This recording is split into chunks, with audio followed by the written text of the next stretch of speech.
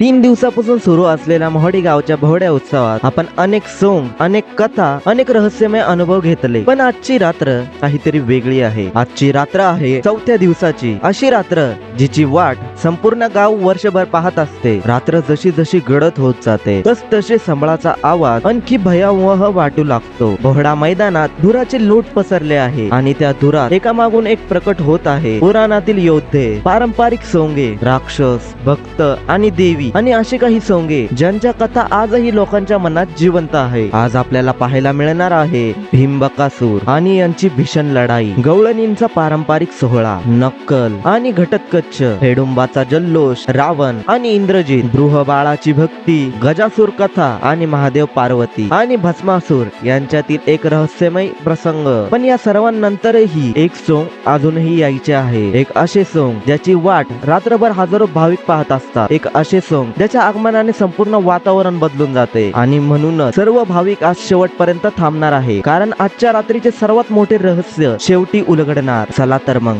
जाणून घेऊया मोहडी गावातील भोवडा उत्सव दिवस 4था. नमस्कार मित्रांनो, एक पाऊल मंदिराकडे या चॅनल मध्ये आपल्या सर्वांचे सहर्ष स्वागत. संबळाचा आवाज अचानक वाढतो आणि मैदानात सुरू होते महाभारतातील शक्तिशाली योद्ध्यांपैकी एका पराक्रमाचा प्रवास, भीमबकासूर.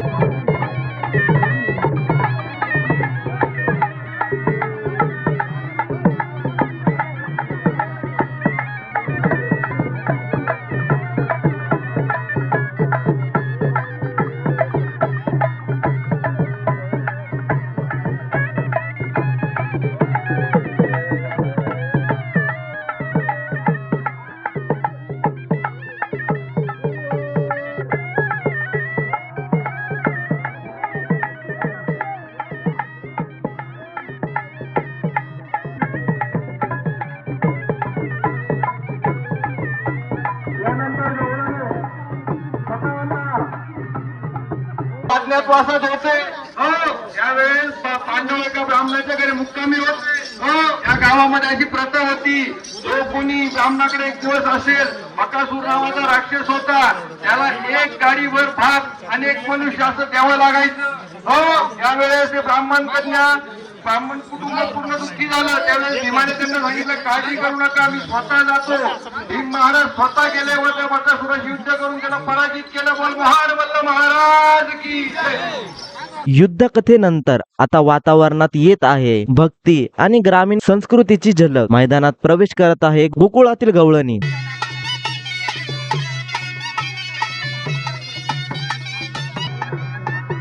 म्हणून पवित्र घेऊन दाखवायचा तपासणीला या. वाजवा वाजवा वाजवा, चला या इकडे, तपासणी करून घ्या. जमले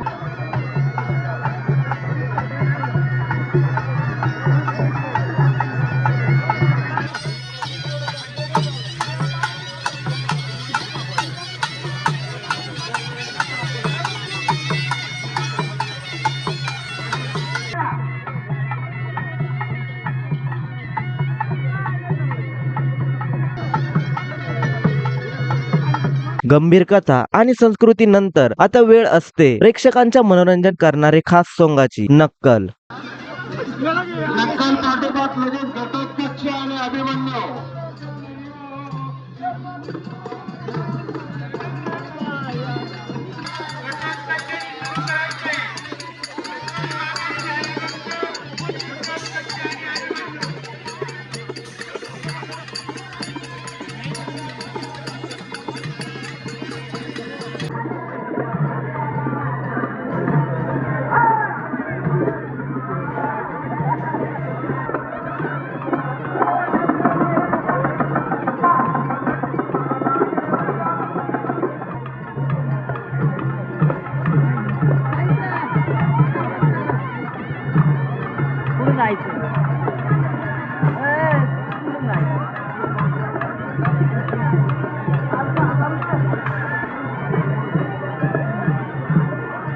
रात्र जशी जशी पुढे सरकते तशी भोवड्या उत्सवातील रंगत वाढत जाते आणि मैदानात अवतरते घटोत्कच सोंग.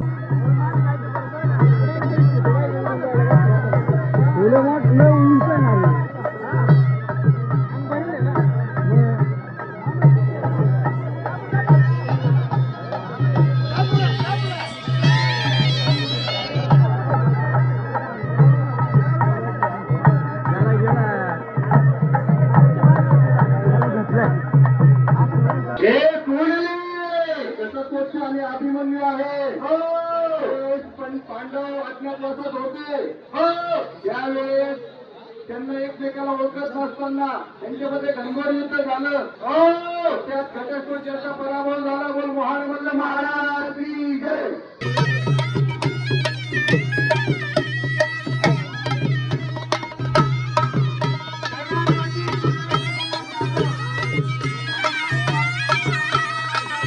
अचानक संबळाचा ताल बदलतो आणि आगमन होते हेडुंबाचे.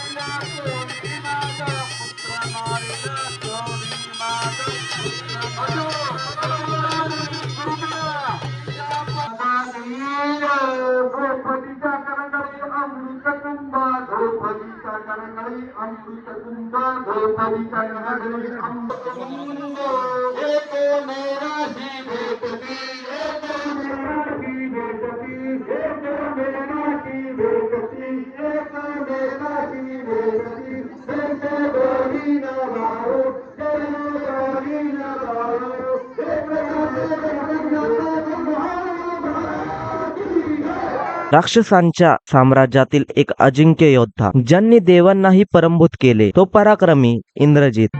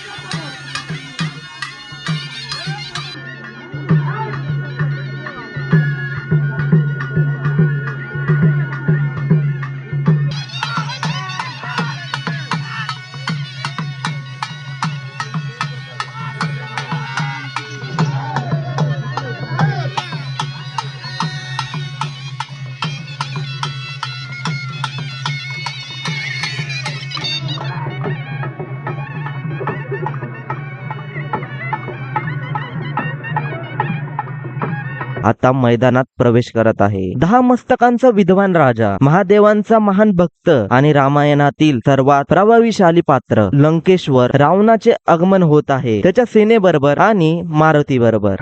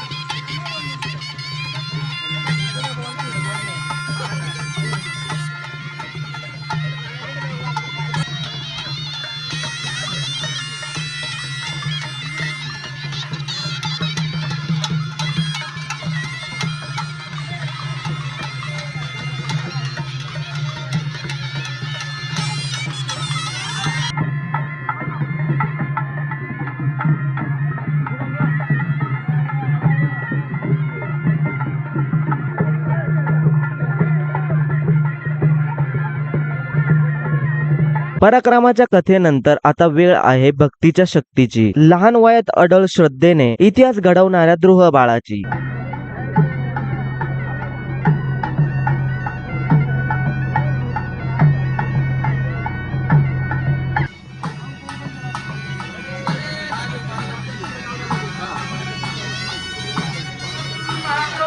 रात्रीचा अंधार अधिक गडर होत असताना एक बालाढ्य असुरांची कथा घेऊन मैदानात येते गजासुराचे सोंग.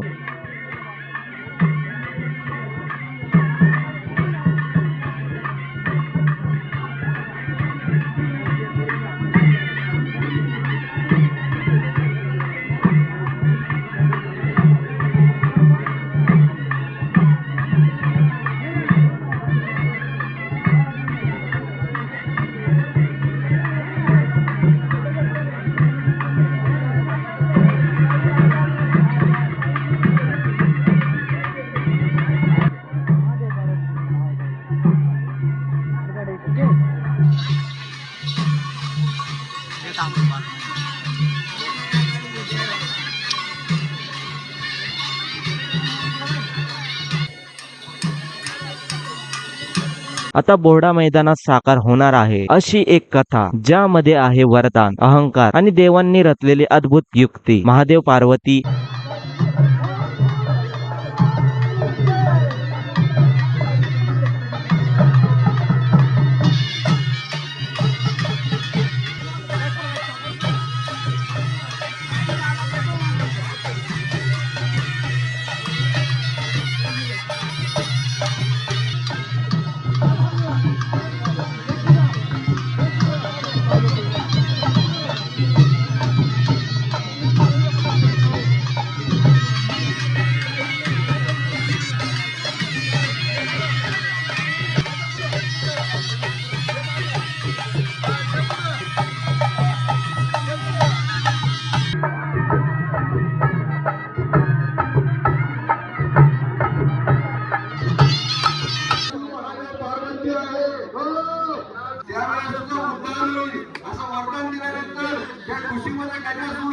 शंकरापुढे नाचन करून नृत्य करून सगळ्यांचे पण मोहित करतोय. पहाड महाराज की जय.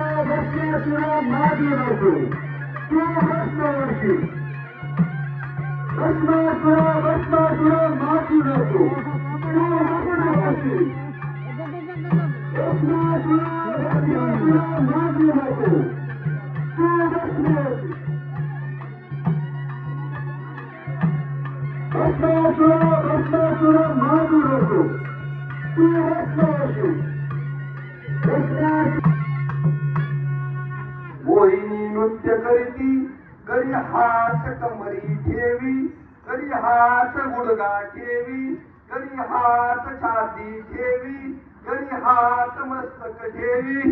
बोल महाराज की जय.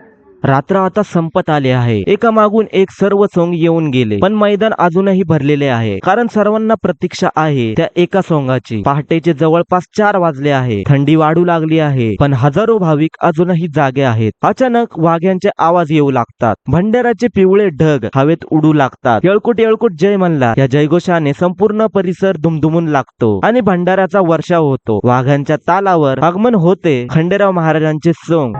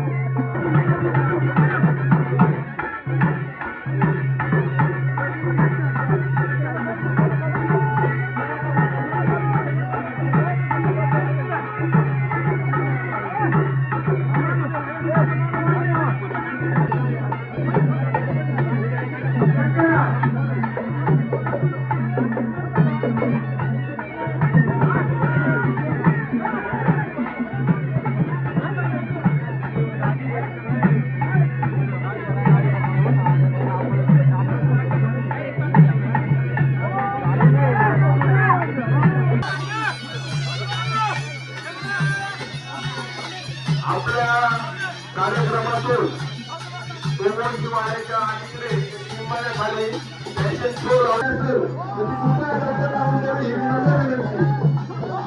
आपल्याकडे आलेल्या पाहुण्याबद्दल आपल्या गावात झालं नाही पाहिजे. सगळ्यांचं पैसे घेऊन घ्या. कोणाकडे गाडी असेल आपल्या गावाला क्षणात संपूर्ण वातावरण भक्तिमय होते. भाविक हात जोडतात, काहींच्या डोळ्यात अश्रू येतात आणि अनेक तासांची प्रतीक्षा अखेर संपते. यानंतर पहाटे 4 वाजता खंडेराव महाराजांची आरती केली जाते.